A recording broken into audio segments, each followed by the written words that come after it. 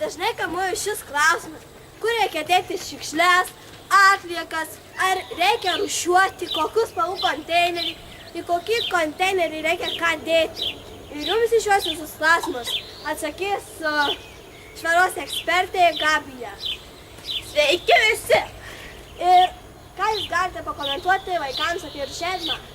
Galiu pakomentuoti, kad iš tikrųjų reikia rūšiuoti, todėl kad išlaikytume švarą gamtą, aplinką švarę, viską švarę ir nekvėpuotume nuodingų dujų.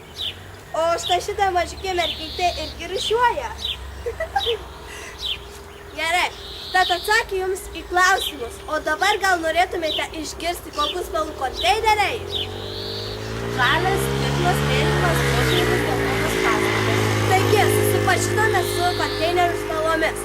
Nuo šios dienos pradėkite rūšiuoti. Taigi, rūšiuokite visi linksmai, ilgai, nuoširdžiai.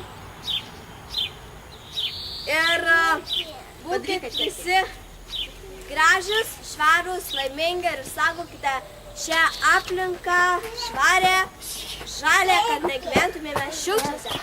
Ate, susitiksime kitą kartą.